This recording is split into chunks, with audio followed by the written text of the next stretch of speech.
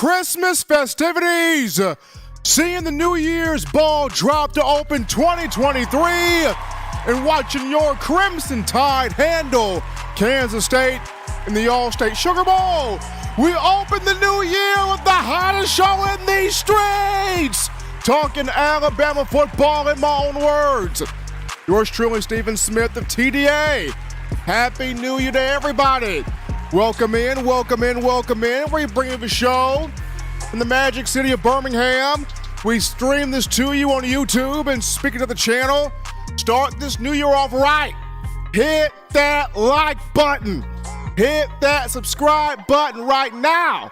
Get every friend, every family member, diehard Bama fan, casual Bama fan, consumer of Tide football to subscribe. If you're craving Bama, if you're itching Bama and nothing else for 2023, start that New Year's resolution, because we all got them, by hitting that subscribe button right here, TDA YouTube channel. Also, drop a like on the show. Give us that thumbs up. Hit that like button. Hit that like button right there. We're trying to get this show 50 likes out the gate. Hit that like button. Also, donations, super chats, welcome, appreciate it. That daily super chat goal, $100 daily. Super chat goal, $100 right there. Appreciate the love coming from you. Our own Wayland getting it started with that $9.99, dropping the love in the bucket. Appreciate that from Wayland right there.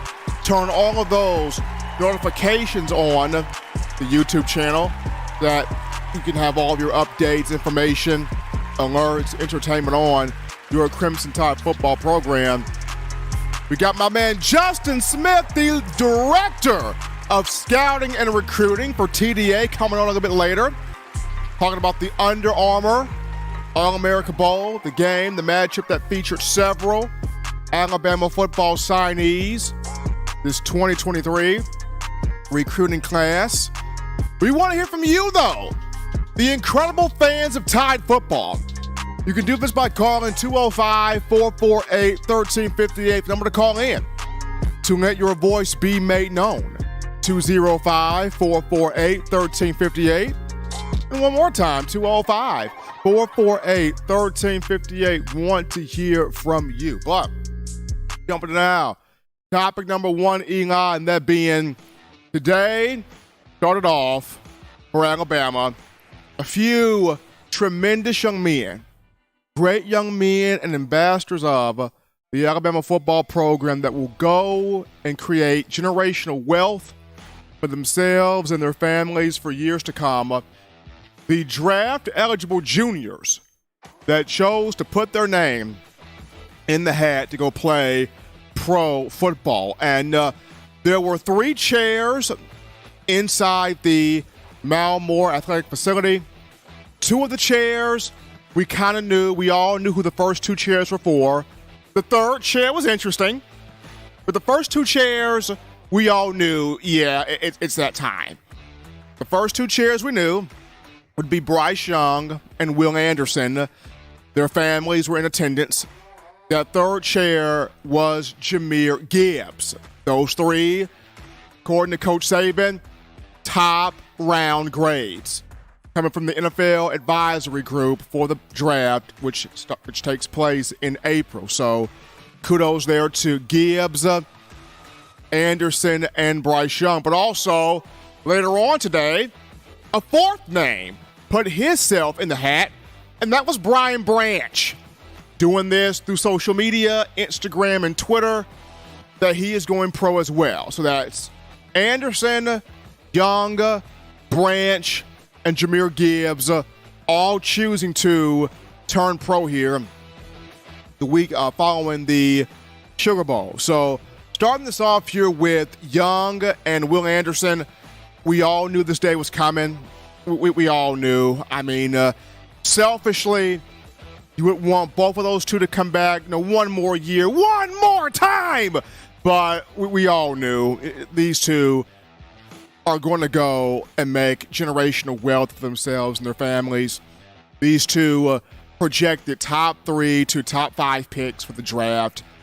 either one could be the number one overall pick, but the Houston Texans, they have the joy of making that decision as they currently hold the number one overall selection for this year's for this draft year coming up. And both guys, Bryce and Will, they came together as 5 stars in 2020.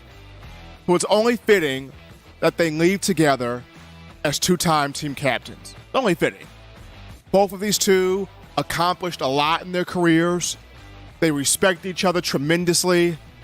Both guys leaders on their respective side of the ball. Bryce Young, offense. Will Anderson, defense. The fire and ice to each other. They love each other. They compete for each other. Both guys enhanced their draft stock in the Sugar Bowl. I mean, Bryce Young over 300 yards passing, 5 touchdowns against K-State, 45-20 win.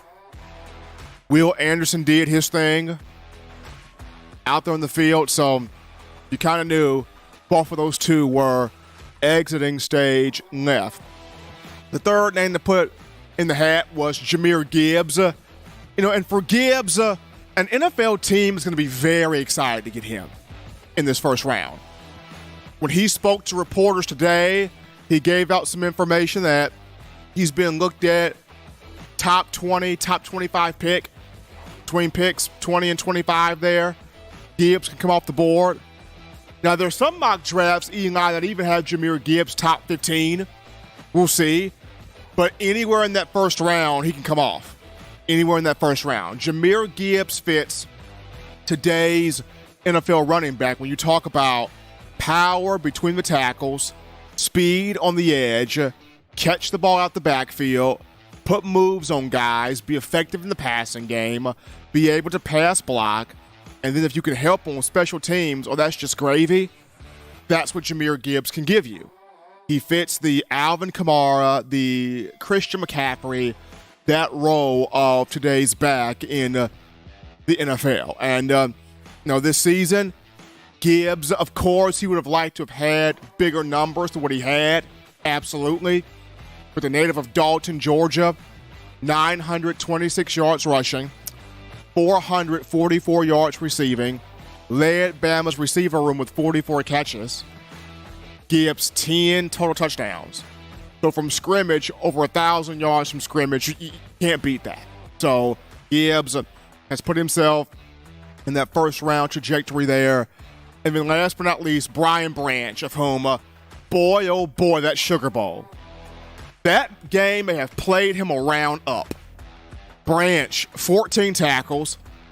What he had, like 3 or 4 tackles for loss, Eli? A sack, couple of pass breakups, interception there at the end. That Sugar Bowl played Branch up in the draft. I mean, he was all over the field, burning it up. I think he finished the year with over 80 tackles. Big year there for Branch.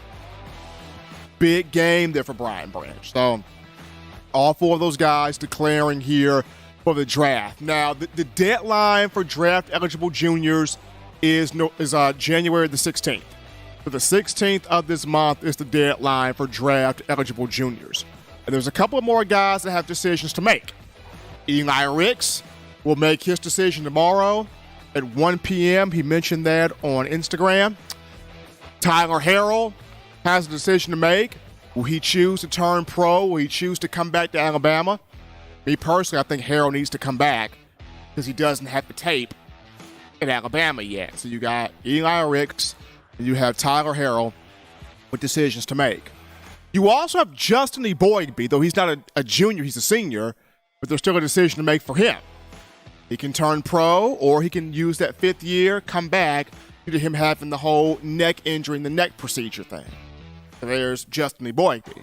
But for your juniors, Eli Ricks and Tyler Harrell. Now, Malachi Moore made his decision at the Sugar Bowl. He's coming back. That's big there. And Jermaine Burton, we heard earlier this year from my man Donnie Lee Jr., who was working with Burton, that he will be back as well. So there you have it there. But kudos to Bryce Young, Will Anderson, Jahmyr Gibbs and Brian Branch putting their names in the draft hat to pursue the National Football League. The Alabama fan base wishes the best to all four of those gentlemen. But we take our first break here on the show. Don't touch that dial. We're just getting this popped off for you on a Monday. Happy New Year to everybody. When we get back, we go to your phone lines. We grab your calls, your thoughts, your conversations. How are you feeling for 2023? We'll get to you right after this.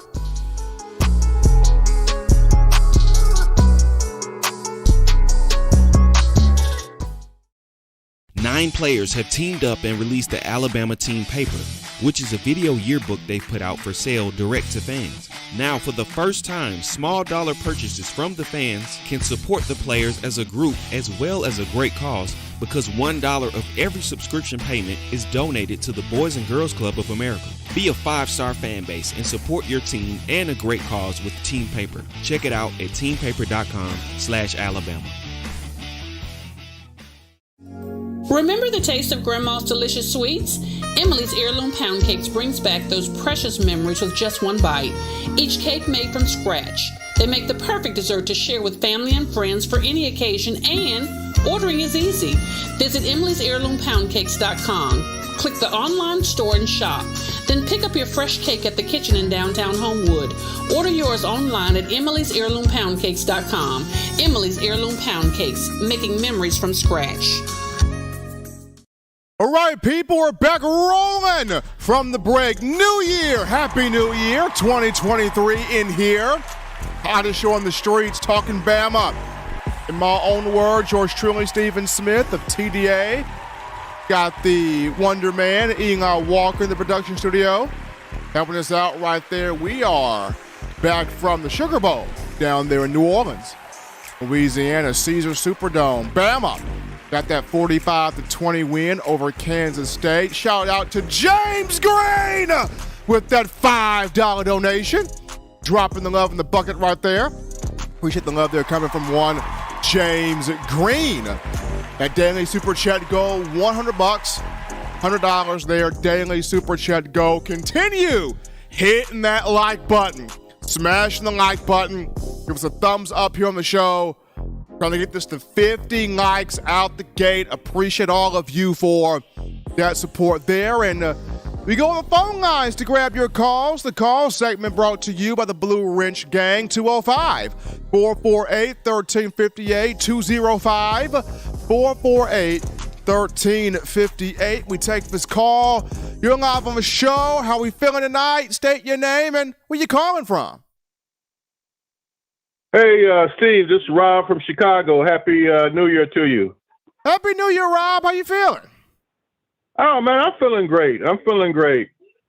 Hey, the game that we saw versus Kansas State, it was kind of bittersweet for me. I mean, I was great and happy that the guys went out as winners, but I think at the same time we saw a glimpse of what could have been. So let me just kind of give you a random stream of consciousness on a lot of subjects, and then at the end I'll pose my usual question to you. First of all, I think between Will and Bryce, couldn't be happier for these two guys. They've been exemplary athletes for University of Alabama. I had my doubts on whether or not they should play or not, but, I was wrong. I'm glad they did play because I think they increased the value for Alabama as well as for themselves. Based on the game that Stroud had at Ohio State, I think if Bryce hadn't played, he might not have gone number one, but based on how he played and some of those passes that he made were unbelievable. That one dime he dropped to the wide receiver at the end of the first half was unbelievable. That was like throwing an 80-yard pass into a bucket. I mean, it was unbelievable. And same thing for Will. I think if he hadn't played, that Carter from Georgia might have went ahead of him. We'll have to see how it plays out, but they certainly increased value for Alabama and for themselves. So they changed my opinion on playing. I think it speaks to the culture of Alabama. Secondly, where it was bittersweet, you could really see the maturity of the wide receivers. toward the end of the year, and we had written off people like Burton and others, but that was really the difference between them having a championship this year and not having one. It's just they needed a couple extra weeks to get more maturity, and I think when Bryce hurt himself and couldn't get those reps, around the time they played Tennessee and LSU, I think that really cost the team, even though he wasn't out. I think those 2 or 3 weeks of maturity and timing with the wide receivers may have been a difference. But I'm really happy about Burton coming back and some of the other people like Bond and Dickens and what have you. I couldn't be happier for Brian Branch. I mean, what a turnaround for that guy. I mean, he was always good, but I mean, he was like Tyrann Mathieu, the LSU guy out there. He's like a honey badger. I could see him being an all-pro at strong safety, free safety. I mean, to me, he was the most valuable player down the stretch. Not saying he was a better player than Will, but impact was unbelievable. Pass, rush. I mean, the guy's going to be a first-round draft pick, no doubt. And like you said earlier, he increased his stock, probably 10 times with that game. I think another thing that we haven't talked about is that offensive line has really gotten better over the last couple of games. If Bryce had that offensive line last year, I think they would have won the championship because he had better wide receivers, but he didn't have an offensive line. He was like he was out there on I-75 ducking trucks, but that line really improved, and you could see it with the run game starting to develop.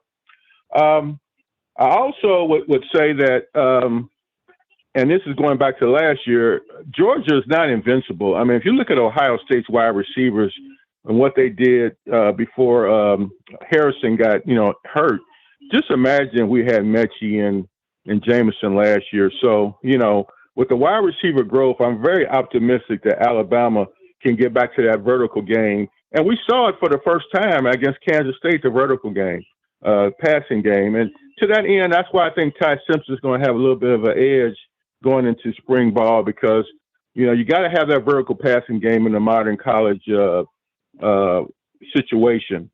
The last thing I would say before I go to my question for you, Rick's, I think the jury's out on him. I watched him on that Deuce Vaughn run of 88 yards. McKinstry tracked that guy down, and even though he scored a touchdown, you could see him not giving up on a play. I watched Ricks. He didn't hustle. So I think the jury's out on Ricks. I think it would be a mistake if he tries to go pro. I think he'll be another Savion Smith. So I hope he gets more physical and stays another year. And I think if he does, we'll have an outstanding secondary with McKinstry and Malachi Moore. And Harrell, I don't know what the deal is with him. And it leads to the question I have for you, Steve. The wide receiver situation, you had a lot of people in that position. Some of them left, like Holden. I'm coming back to the position coach. I believe it's Wiggins. I mean, what do you think they've learned from the wide receiver situation this year, having all these talented young players, but not getting them to really produce to the end? What do you think they learned from this, and what can they take into next year so that we go into next year with a more finite view of the wide receivers so that either Simpson or Milroe will have better timing with the 3 or 4 guys and not having an army of wide receivers like we did this year and not really getting things ironed out to the end of the year? Appreciate your thoughts. Thanks. Absolutely. Robert from Chicago calling in there. I think development was an issue. Development in terms of what does Alabama typically do with receivers?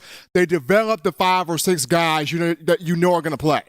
And I feel like Alabama did not really develop the guys that they knew were going to play. You didn't see Burton really get going to the back half of the season. They didn't really target Ja'Cory Brooks as much until kind of the back half of the season. And then you have Kobe Prentice, Isaiah Bond, Kendrick Law. They're all good, but just the lack of really truly developing those guys. And then, guys like you had the Christian Learys, you had the JoJo Earls, you had the Trayshawn Holdens, of whom Trayshawn Holden, sometimes he caught passes, sometimes did not. Aaron Anderson was hurt. He didn't play for the majority of the whole season. Tyler Harrell, kind of the same thing. So I think the big thing moving forward is this year taught Bama, we've got to develop the guys we know are going to play. The 5 to 6 guys we know, get them the reps, get them developed, get them ready. And then the other guys, we can grow, we can work with their maturity and get them set. But the 5 to 6 guys we know, Shawty, you're going to be on this field, get them guys developed and ready. And I feel like that's what Bama's going to take into spring of this year, is having the guys you know they're not going to play, have them developed and set to go. But we grab this call. You're live on the show. What's happening? How we feeling? State your name and where you calling from. Hey, Steve. How's it going? It's Tobias from Fresno. Happy New Year, sir. Happy New Year to you, my man. Yes, sir. Yes, sir. I hope all is well, and really excited that Alabama got that win. I told my wife, I said, I'm hoping they go in and show out. Like, you know what I'm saying? Like, really show what they can do. It would have been very embarrassing if Bryce and Will comes back just to have a poor, lackluster performance. And the first quarter, I was like, oh, brother, here we go again. But they pulled it out. So, it's roll tide all day. It was the bomb, man. But, there was a few reflections I had. In terms of the receivers, just because you just finished talking about it, I would say, Steve, that, yeah, we do need to find our 5, 6, and they need to be developed. I think Wiggins and that staff does a pretty good job of that. And our athletes do come in with some raw talent already. I got to go back to, man, you got to have somebody that can get them the ball. We had that this year, Bryce Young, right? He can even extend plays. But it was very clear that our receivers weren't creating separation with the scheme that they were in. And so I would say that, scheme does matter. And we can go back and forth about it, not you and I, but I'm talking about just in our overall debates and stuff like that, on these chat boards. But look at Lincoln Riley, man. Everywhere he's been, and they lost today, by the way, to Tulane. Talk about that in a minute. But everywhere he's been, receivers and quarterbacks thrive. Like, why is that? You know what I'm saying? It doesn't matter who it is, Baker Mayfield. No matter who it is, Kyle, Murray. It doesn't matter because there's a great scheme. Same with Sarkisian. There's some others around. So scheme does matter. How your coach does matter. Being able to make adjustments in game, that does matter. So hopefully, I'm hopeful that we can get that done, whether O'Brien is here or not, because I haven't heard anything on that. But unless I missed it today, he's still on. Whoever is there, man, we just need to get, better coaching, I would say, in the area of making adjustments and putting kids in the best way to be successful. We didn't have enough of that. And it is a shame because when you look at the SEC, I had put out on another one of your broadcasts, I quite frankly did not want Georgia to win because I don't want to go through an off season of them bragging all off season. I know, no, it's all about SEC. At least the SEC won, or what have you. And okay, that's cool. But now the legacy, I don't want it to flip. So I'm just trying to enjoy this. But I would say this: you look at the top teams in the SEC. You got Georgia, right? They were number 1. LSU would have to be number 2 since they were second in the SEC. And then you have Tennessee, which would have had to be number 3 because they beat, Alabama number 4. So that's, in terms of wins and losses, that's the order. Well, look what Georgia just did. Georgia just beat Ohio State, which was the number 3 team in the Big Ten, right? And then you had Michigan, the number 1 team in the Big Ten, just lost to TCU, who was the number 2 team in the Big 12. Alabama just beat the number 1 team in the Big 12.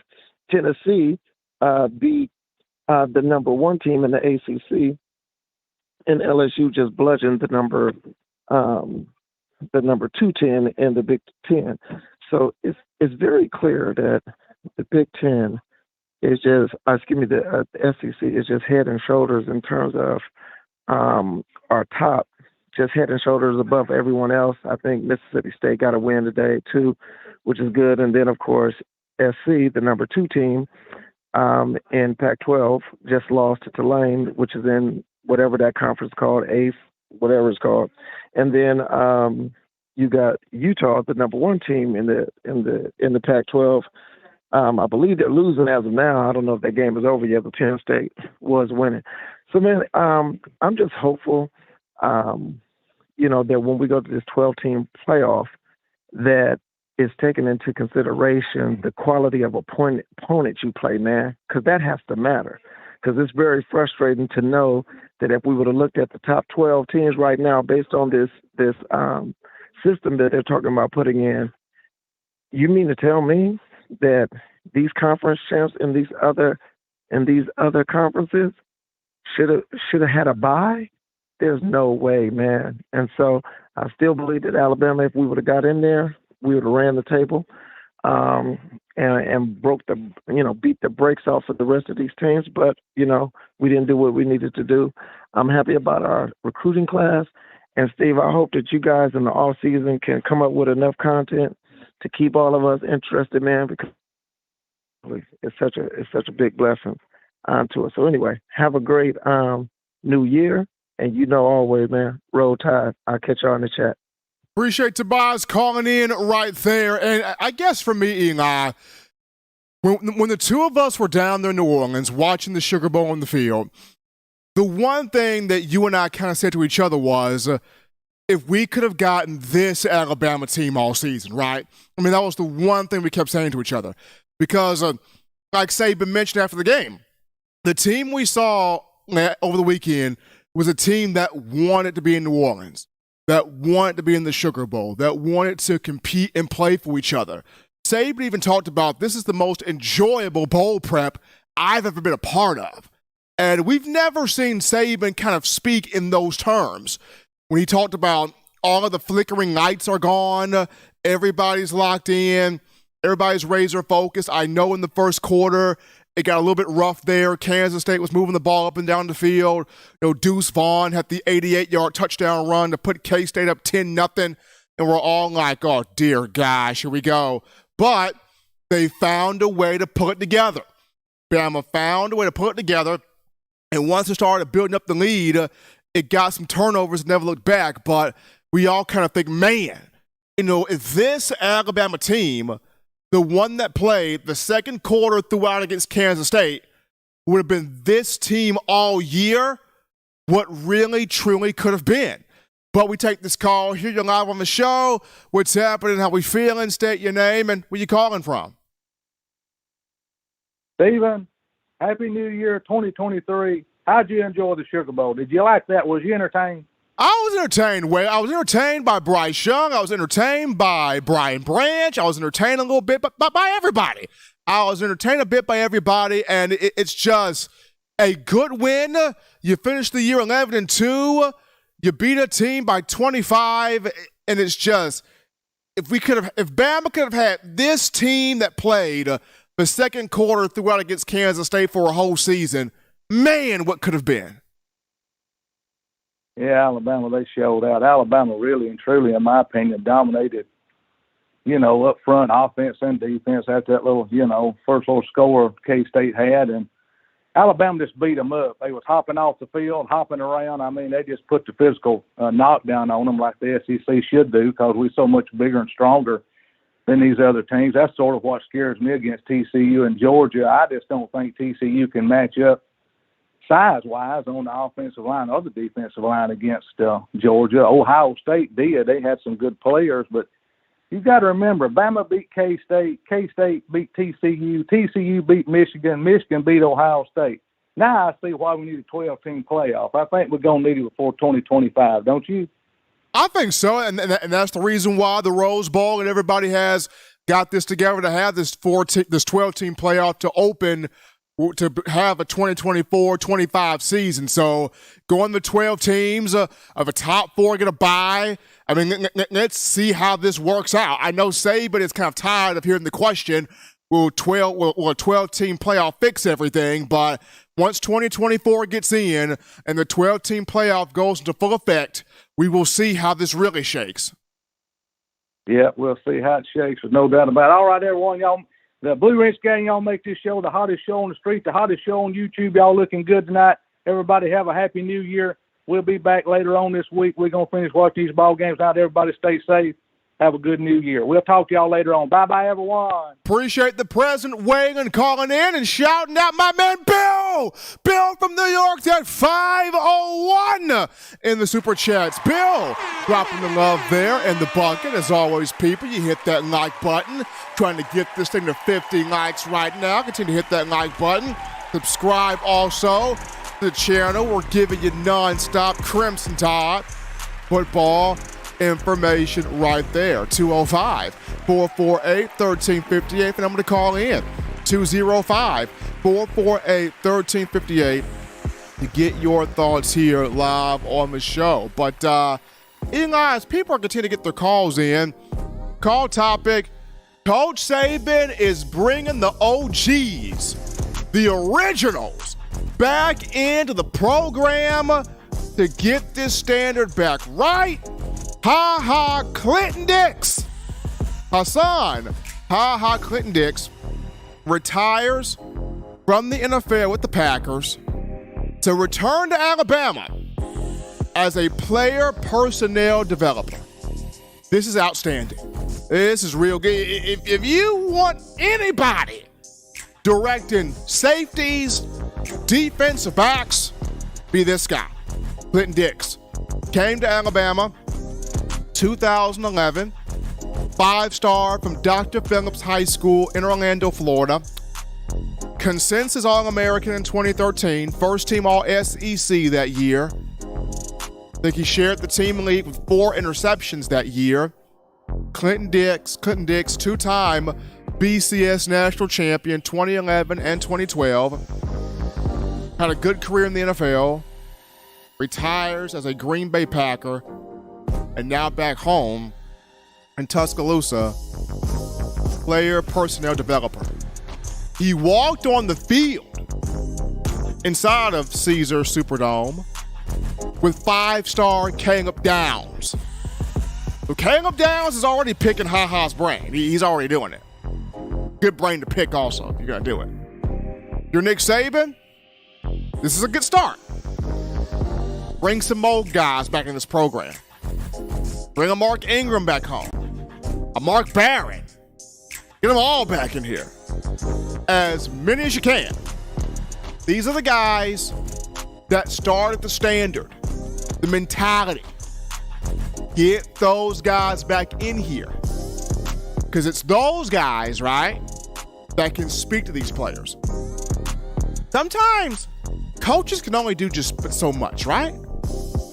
You get players closer to these guys' age group that have went through the program and understand what it means. Those guys have a better chance of reaching this generation. The big upset of Coach Saban, having Clinton-Dix home, player personnel right there. Big time. Big time. We're going to take a break right here, folks, in the show. Don't touch that down. When we get back, we got the director of scouting and recruiting for TDA, Justin Smith, who was in Florida for the Under Armour All-America Bowl practices. He's going to break those down and what the Alabama signees did right after this.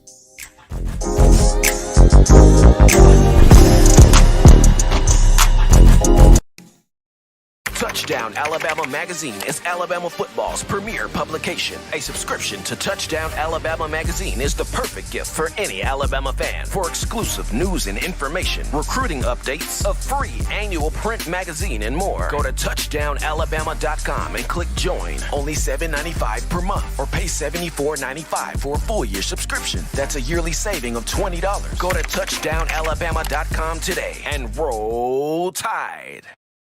Back into the action here, folks, from the break. Hottest show on the streets. Hottest show on the streets. We're talking Bama football news. In my own words, yours truly, Stephen Smith here of TDA. Got the man Egon Walker in the production studio. And we hit that daily super chat goal of $100, people. Give yourselves a hand. James Knox with that $4.99. Dropping that love in there. Appreciate James Knox. And then we got Nona Davis with that $10 donation. Appreciate Nona right there. And the man from Fresno, Tobias, with that $75 donation. We hit that goal. Opening the new year. Appreciate you guys making this your show, your platform, channel, and space to talk Bama football. But right now, we go to the In My Own Words hotline where we do pick up the director of scouting and recruiting for TDA, our own Justin Smith, who was down in Orlando, Florida for the Under Armour All-America practices. That game is coming up soon here on Saturday. Justin, how you feeling, man? Glad to have you in here. Feeling really good, Steve. Always good to have Justin in here to talk about Alabama football recruiting here, where this 2023 class is concerned. And Justin, when you were down there in Florida, what stood out to you about the Alabama signees that participated in the bowl practices in Orlando? What jumped out to you? Well, a couple of things jump out, of course. I think out of all the guys who were in attendance, there's only one guy who I haven't seen yet, and that was Richard Young. I guess starting with him, I was able to see some of his explosiveness, his burst. Great kid. Got a great interview with him. You guys can check out on Twitter. We got some fun with the guys as well with that name 2000 challenge that was really cool. But Richard Young, I think the most impressive thing was his burst when he was able to show that. Of course, with him being a running back, you're sort of limited doing those Under Armour All-America practices because there's only a certain amount of things that he can do, but I definitely saw that burst. Also saw some flashes of his route running ability, seemed to be really comfortable running routes out of the backfield, so I think that is important for any running back prospect, that he looked the part as a 5-star running back, in my opinion. Also saw Jalen Hale, super long, wide receiver out of Longview High School in Texas. I think the Crimson Tide are getting a wide receiver who separates himself with the ability to go up and get the football, great ball skills. He's a guy who I think can separate himself in Alabama's wide receiver room and possibly get on the field early, although I think it will be a challenge just based on who Alabama is returning. I think it's going to be some battles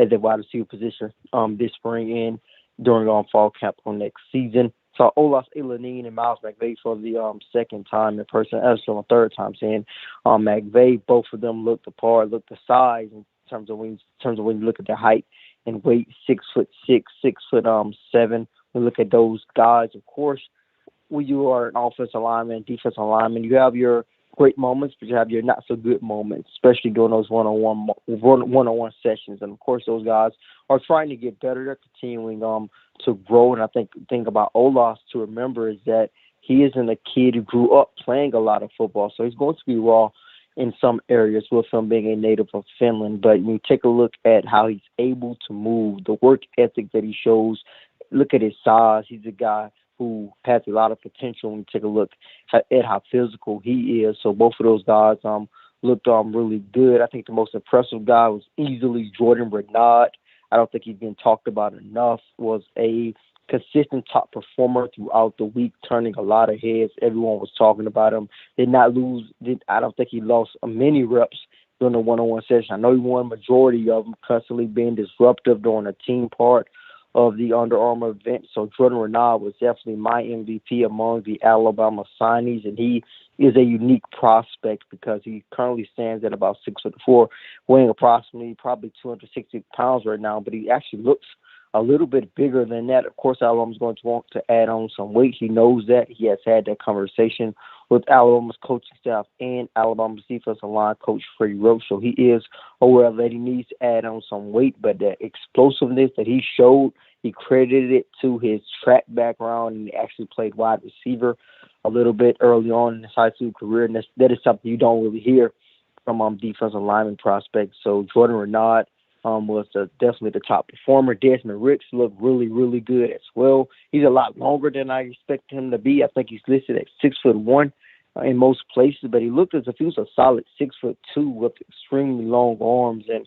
long legs. Of course, he reclassified to the 2023 class, so he has a lot of room to grow. But he looked really good with great feet and just long arms. Tony Mitchell looks solid as a safety prospect to round out the Alabama signings who are in attendance. So, Justin, sticking right there with Jordan Renaud for just a moment here, I know for a lot of people, you had James Smith out of Carver High School in Montgomery, you have Keon Keeley, and you've got Yohan St. Pierre. Those three got a lot of the major publicity, a lot of the big conversation in this class. But when you look at Renaud, what makes him such a fit in this defensive line room? I mean, you brought up not necessarily a big guy right now at 6'4", 250, but a lot of speed, a lot of explosiveness, plays with a lot of big potential to him. But what makes Renaud just that fit for this Alabama defensive line, if you could speak to that? I think it is his explosiveness, how powerful he is. He's a very strong kid. I think his potential is through the roof. I think the thing that I think was going to separate him is the ability to play in space. Like I said, he's not as big as some of the guys that Alabama has on his roster along the defensive line, but I think he's going to be able to use that to his advantage in the future. Be able to play in space really well, play sideline to sideline. He's a guy who's going to be able to chase some plays down. When you take a look at the speed that he brings to the table, he has a background as a sprinter on the track team, so you don't really hear that a lot when it comes to defensive linemen. Again, especially interior guys, you hear that from edge guys. You don't hear that from guys who are going to play a defensive end within Alabama's scheme, Alabama's defensive scheme. So I think that is the thing that separates him in my mind. I always known that he had a lot of power and he was strong, but the explosiveness and the speed that he showed through the Under Armour All-America event really stood out. You're just checking us out here on a Monday. We're joined by the Director of Scouting and Recruiting for TDA, our own Justin Smith here on In My Own Words, yours truly, Stephen Smith of Touchdown Alabama Magazine. So, Justin, how interesting is it, though, to see a lot of these young men, they enroll early as freshmen to be a part of the bowl prep for the Sugar Bowl, be a part of spring practice, but then they still get the opportunity, right, to go down to Florida and compete and play in the Under Armour All-America Bowl, or they get a chance to go down to Texas and compete in the U.S. Army, East-West game. How interesting is that?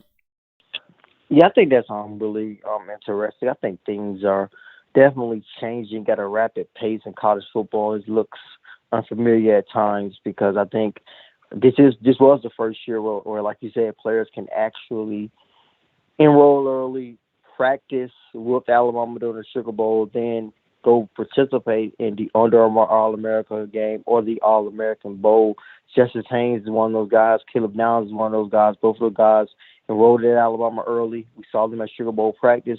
Both of them are headed to Texas as well to play in the All-American Bowl on Saturday. Taking a look at the Under Armour game, which will take place on Tuesday. Tomorrow, Miles McVay practiced with Alabama a couple of times in Tuscaloosa for the Sugar Bowl, but he's making his way. He made his way to Orlando to play in that bowl. So, yeah, that's really interesting. A lot of things are starting to change for those guys.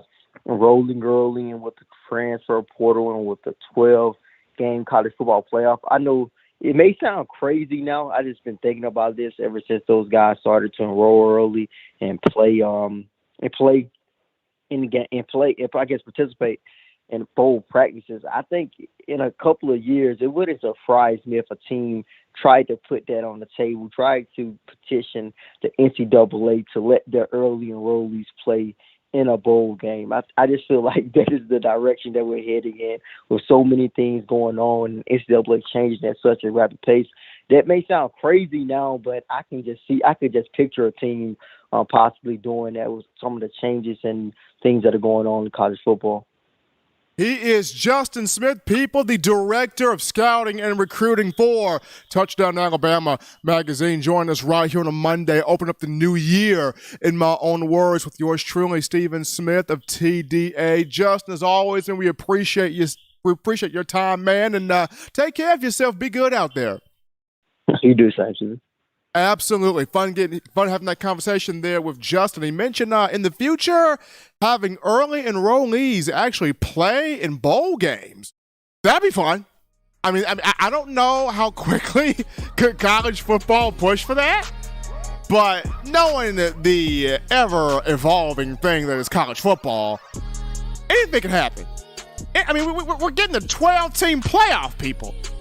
So anything can happen. But we take a break right here, folks. When we get back, we'll return to the phone lines. We get to your calls right after this.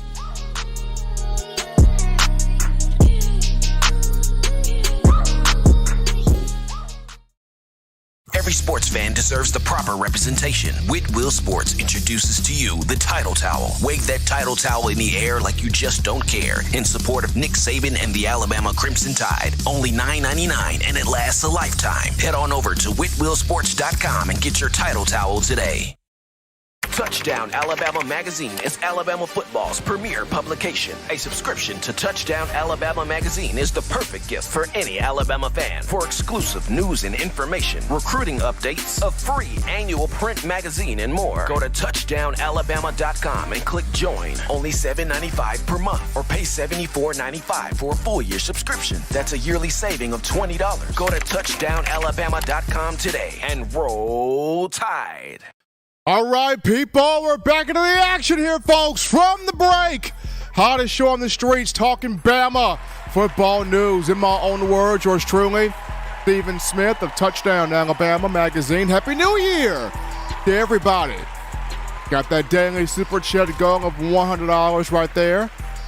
All donations still welcome and appreciated. Continue to hit that like button, smash the like button, run those likes up. Make this your show. Your network, platform, channel, space to talk Crimson Tide football. We're going to go to your calls right now. Call segment brought to you by the Blue Wrench Gang, 205-448-1358. Number to call in, 205-448-1358. We grab this call. You're live on the show. What's happening? How we feeling? State your name and where you calling from. Hi, Stephen. Bill from New York. Happy New Year, brother. Happy New Year, my man. What's going on, Bill? Well, I want to talk about guys that really, first of all, the guys I've been touting all year. I picked out two of them. My man, Jamarian Miller. Let me tell you something. That guy is going to kick people's behinds on this team. Did you see him? Now, he got 3 carries for 44 yards, right? At a time where everybody knew we were going to run the football. So I have to watch the game a second time. I don't know which linemen were in and out for us. I don't know, if their starters were in, but I know that guy has eyes. You could see he has eyes and can spot these holes, and he's that strong one-cut runner that we need. We need, and they're going to teach him block. Teach him how to block. That kid is going to really win us football games. And the other one is my man Brian Branch. Stephen, all year I've been talking about him. And that guy played himself into the first round. I'm sorry to see him go. I know the quarterback always means the most, but if somebody else would have, you could say, won the game for us, that was Branch. Man, he was sacking people, picking them off, breaking up. What else could he have done? Hackling, making plays on the run. He did everything, and I'm thankful for what he gave us, and I wish him nothing but the best. And I understand Malachi Moore is coming back. Is that true? Malachi Moore is coming back. He is returning. Well, I think that he has the potential to be somewhat of a Brian Branch, and I think HaHa is gonna really help him, like you said.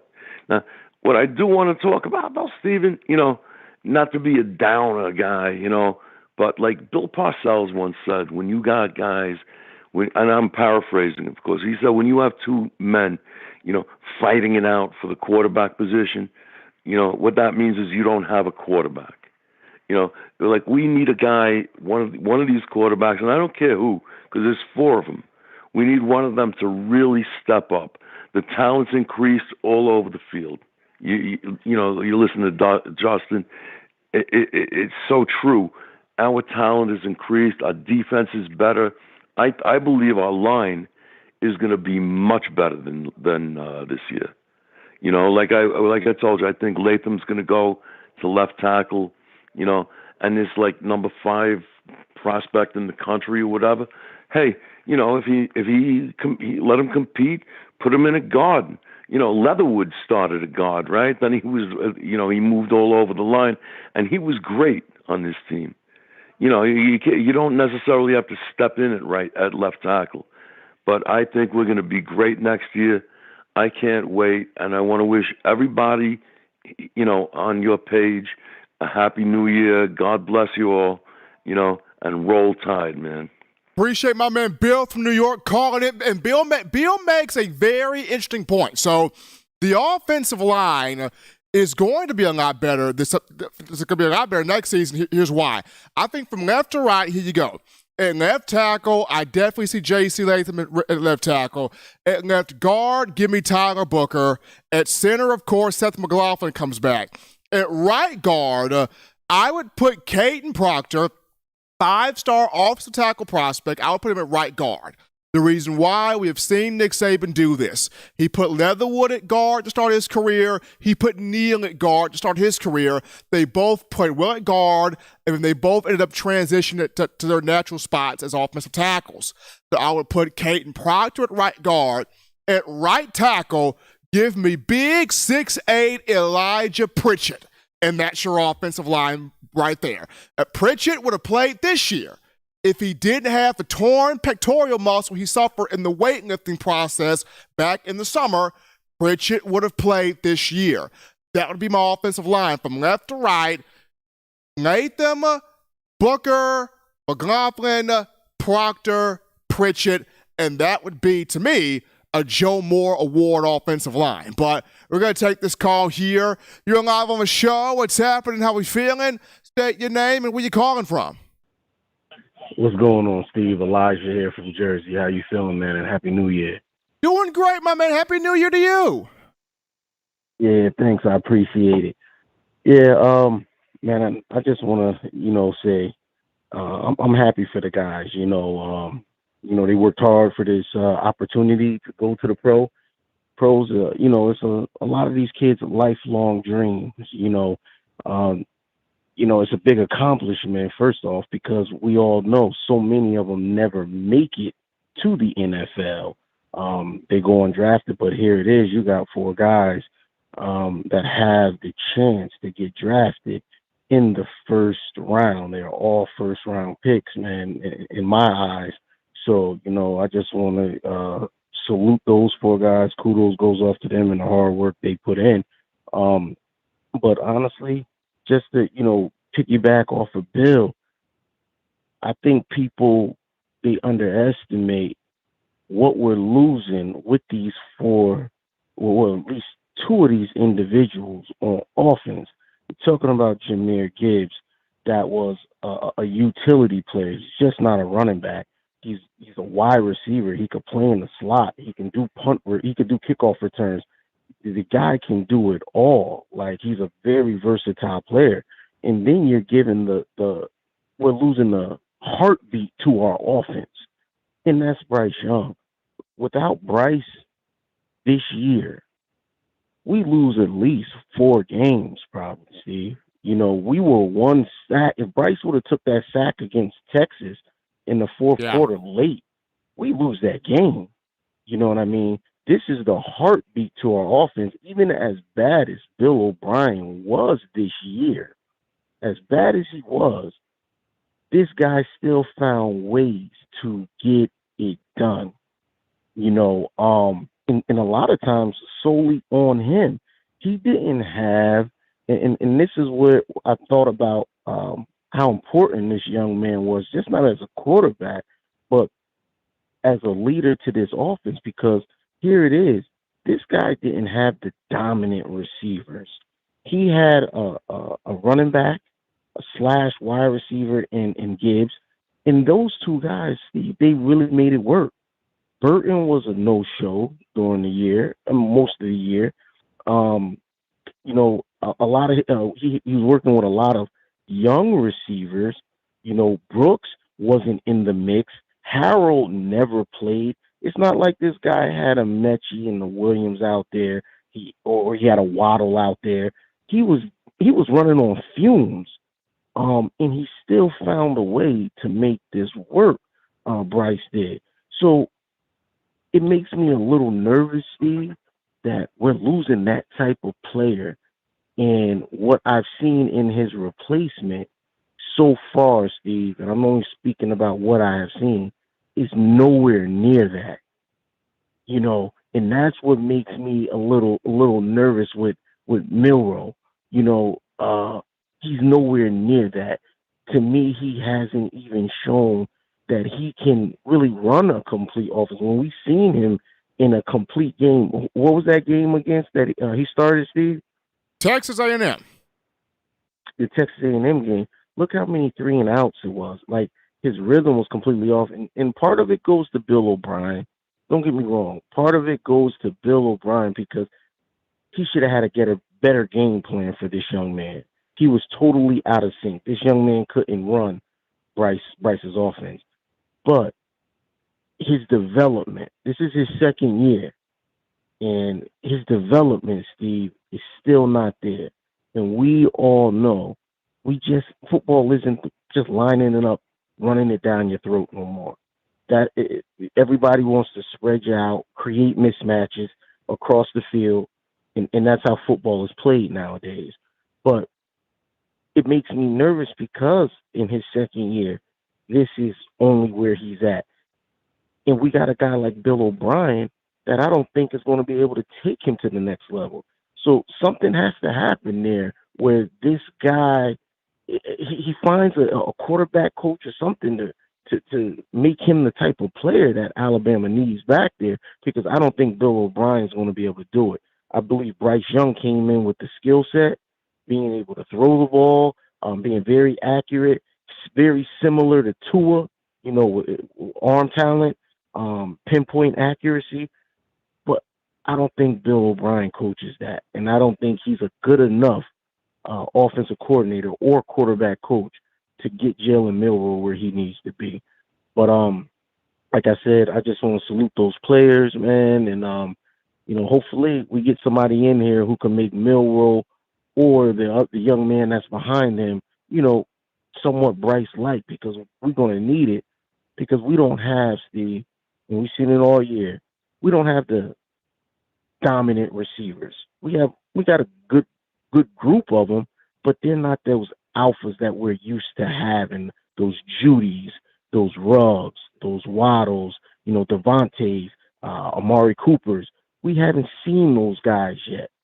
So we're going to need that great quarterback play, whether it's Ty Simpson or Milroe. We're going to need it to be a collective group.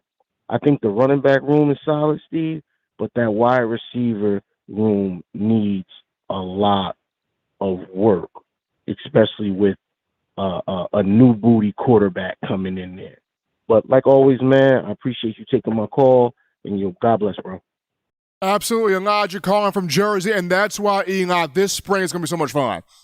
This is going to be an intriguing A-Day game. It's going to be an intriguing spring because there's competition everywhere.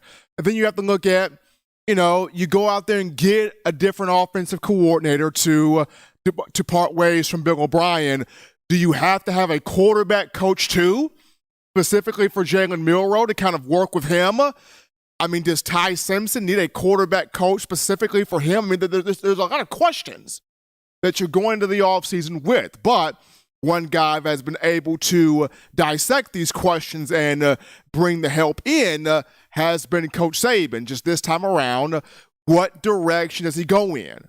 What direction does he choose to go in? We're going to take this call. You're live on the show. What's going on? How we feeling? State your name and where you calling from. My name is David, and I call from Atlanta, Georgia. Hey, David, how are you? I'm doing good, sir. How about you? Happy New Year to you. Doing good. Happy New Year to you. Yeah, I've been watching your show for quite a while. Since I'm a big fan of Alabama since 1992, and it's kind of crazy though with my family because my family, they're not no big fan of Alabama besides me because all of them's a Georgia Bulldog fan, and I'm the only one that's an Alabama fan. So, but you gotta deal with it. It can be a challenging thing, man. Oh yeah. And one thing, I'm congratulations to Will Smith, not Will Smith, but Will Anderson and Bryce Young, and Gibbs. I congratulations to them guys, and they made it through and stuff. But I think next year Alabama will be a good team to see what's going on. You want to see what the new quarterback or the quarterback they have that will be playing for Alabama. So I just want to see how that goes for next year. And I love Nick Saban, so I love Coach Saban because he's a good coach. He's the best coach that I ever had. That I've ever seen besides the coach that I had a long time ago. But it's a good thing that they're doing good job. And I did watch the game. But the first quarter I was kind of mad, but then sooner or later came back and scored and stuff. So I was happy. And I love my team. I'm a big fan. And I live in Georgia, so you're gonna see a lot of Georgia Bulldog fans around. But I still wear my team, my team spirit. I always show my spirit for my team because I love my team, and I really do.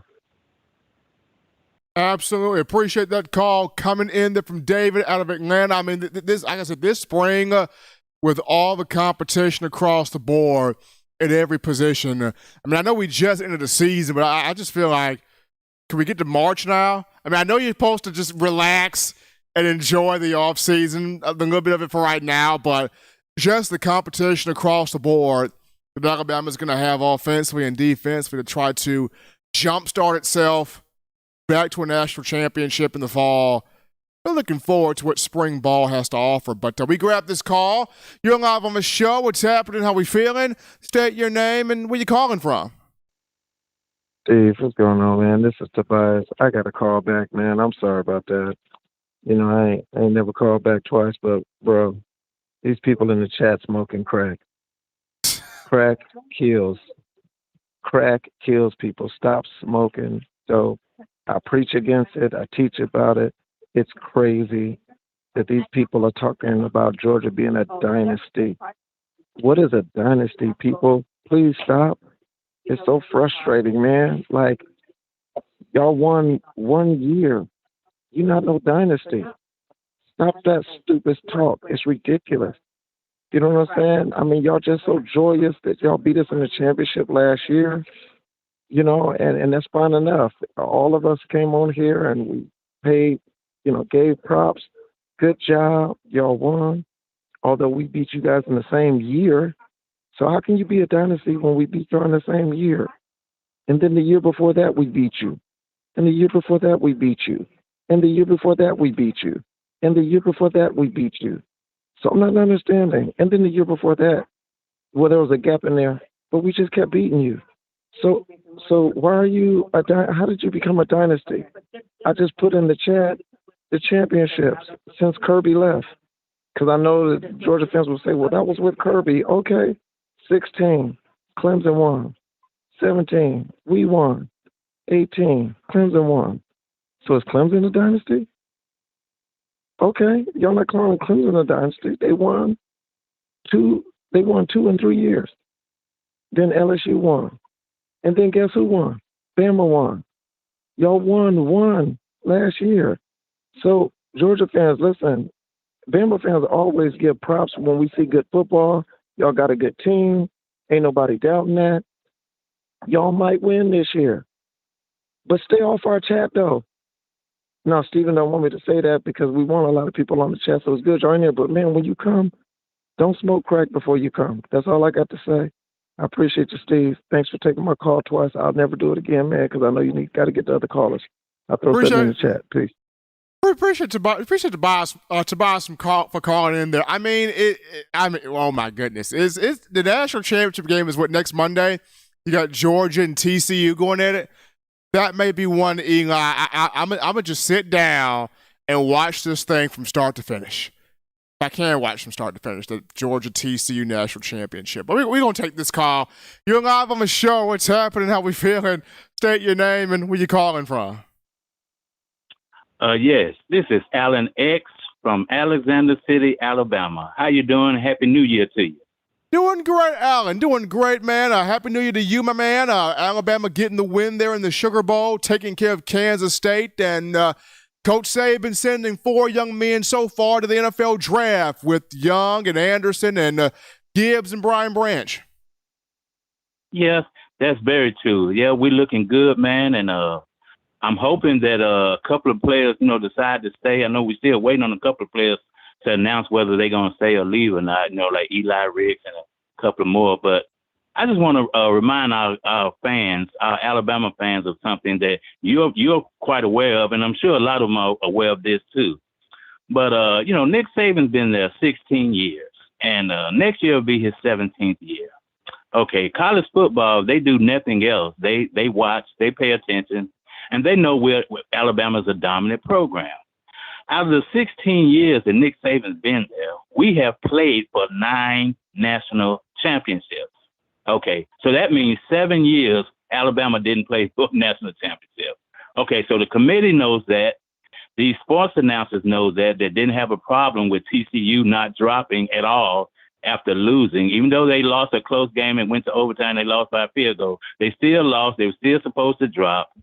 Ohio State played a great game against Georgia, but let's face it, I mean, they really wasn't supposed to be there. But, any team get a month off and you can play anybody. Anybody can have a great day or a bad day. So long story short, if they had really, truly wanted the 4 best teams, and Alabama was on a little winning streak, I think a 3-game winning streak at the end of the year, TCU just lost, Ohio State just lost.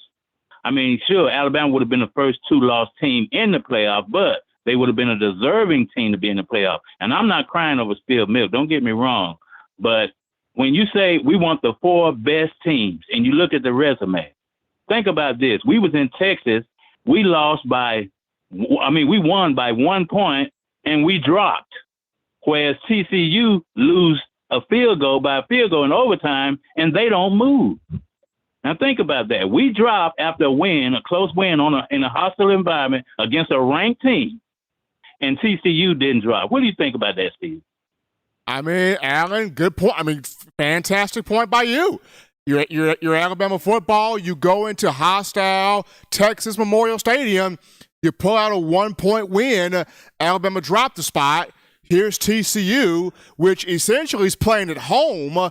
Dallas-Fort Worth for the Big 12 championship game. You lose to Kansas State, a 3-loss team at the time that you were supposed to boat race. And you lose that game, you don't drop. That once again, the College Football Playoff Committee has contradicted itself the entire season. They have, and of course we know they didn't want to see the rematch between Ohio State and Michigan, and so by Alabama having that second loss, all that was an excuse to get Alabama out of the playoff, because they know if Alabama been in the playoff, 9 times out of 10, everybody would agree Bryce Young was the best quarterback in the playoffs, and he could have led Alabama to a national championship. And they know that, and they didn't want to see that. And that's all I want to say, man. Hey, God bless you, God bless your family, and God bless Alabama. Roll Tide. Appreciate Alan for calling into the show. My man out of Alexander City giving his thoughts here on the program. And all of you guys calling in to open up the new year here as we get to this quick call topic. This one on Quentin Williams, speaking of Alabama, in the NFL. Big Q, Quentin Williams, who was the unanimous All-American in the 2018 season. Big Q, or 2019 season. Well, it was 2018 season. Big Q that year, 71 tackles, 19 and a half of those for loss, 8 sacks. Big year for Quentin Williams in 2018. But in his 4th season in the NFL with the Jets, Q has become a superstar. This season, Q with 12 sacks, 12 quarterback hits, 4 passes defended. 12 tackles for loss too. Q's been everywhere this year for the Jets, and he won the team's MVP honor this season. Q is headed to his first Pro Bowl in his career. The Jets are 7-8 right now, which they're not going to make the playoffs, but they were a very interesting team. Eli, you think about it. If the Jets would have taken Mac Jones over Zach Wilson in the draft, the Jets may be in the playoffs right now. I mean, you think about it. If the Jets would have just taken Mac Jones over Zach Wilson, the New York Jets may be in the playoffs right now. That's how good Quentin Williams is playing. He's playing so good that he may get a bigger contract coming up soon here. He may get north of that $20 million range in terms of a defensive tackle. So, big ups to Q right there. Having a phenomenal season. I'm not a Jets fan. I'm just saying. If the Jets would have just taken Mac Jones over Zach Wilson, it could be a completely different set of circumstances. But to all of my New Yorkers out there, you guys can dream. You guys can dream. We're going to go to our final break here on the show, folks. Don't touch that down. When we get back, we wrap things up with what we learned from the Sugar Bowl and how that will jumpstart Bama into spring and next season. We'll wrap it up after this.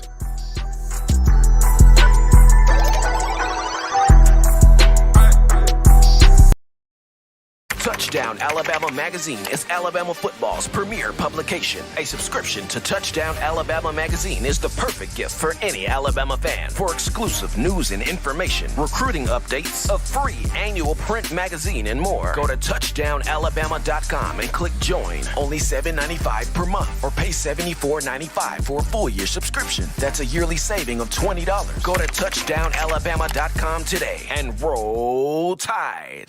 Thank you for tuning in. Show your support right now by clicking that like button. If you haven't subscribed, hit the subscribe button now and enable all notifications to make sure you don't ever miss any of the best Alabama football news, notes, and information right here on Touchdown Alabama. All right, folks, we're back to the action here from the break, talking Bama football news. In my own words, yours truly, Stephen M. Smith of TDA. Folks, tomorrow, 6 p.m. Central Time, streaming right here on the TDA YouTube channel. We got the Bama Standard, Justin Riley, comedy legend Steve Brown, all SEC linebacker and Bama great Marvin Constant, two-time national champion, USFL champion Bo Scarborough. Yours truly, Stephen M. Smith. We got the laughter. We got the comedy. We're recapping the Sugar Bowl, talking people entering the NFL draft. Former Bama defensive lineman Nick Gentry be joining us tomorrow. Bama Standard, Tuesday, 6 p.m. Central Time. Get there. Streaming live, TDA YouTube channel. But we wrap things up, Eli, with the Sugar Bowl. It was good. Really good. Caesar Superdome in New Orleans. Bama got the 45-20 win over Kansas State. Now, first quarter was 10-0 K-State. I know after the Deuce Vaughn run, people were kind of shaking their heads there, but Bama got it together. Bryce Young made some big throws. Bama got to the run game. Defense, forced turnovers. Started to do a better job there on Deuce Vaughn. I mean, people talk about the game Brian Branch had, but also what a game Deontay Lawson had. And he's coming back next year. I think Lawson had, 7 tackles? 1.5 tackles for loss? Lawson went everywhere. That guy may start at Michael linebacker next season. Deontay Lawson. Jahad Campbell did some good stuff. John Murphy did some good stuff. You're going to have some guys coming back on this Alabama team that the Sugar Bowl really, really helped them. But Bama handled business. 25-point victory. Getting win number 11 on the season. But to me, I look at, can this victory jumpstart Bama in terms of going after that national championship next year, or this upcoming fall of next fall. I think about the 2010 Bama team often. That team that lost 3 games, lost to South Carolina, LSU, and Auburn. They go down to the Capital One Bowl in Florida. They beat up on Kirk Cousins of Michigan State, 49-7. And that game jump-started Alabama to go back-to-back national championships, 2011 and 2012. That was all because of the beat-down of Michigan State in 2010 in the Capital One Bowl. Then I look at 2019. You had losses to Auburn and LSU. You go down to the Citrus Bowl in Orlando. You take on Jim Harbaugh in Michigan. You get a 35-16 win. What did that do? It jump-started Alabama 2020 despite the COVID pandemic. It went wire to wire. Perfect undefeated season. National championship. Does this win here in the Sugar Bowl and getting all the players that did not need to be on the team into the transfer portal and elsewhere, and then getting the recruiting class that you got for 2023 and all of these cats bought in, does this jumpstart Alabama into another run of championships starting next fall? It should. It should. Especially with the competition that's going to be at quarterback, competition at wide receiver, competition on the offensive line, competition all over the defense. Hopefully some new faces hit the coaching staff to get this thing back the way it needs to be.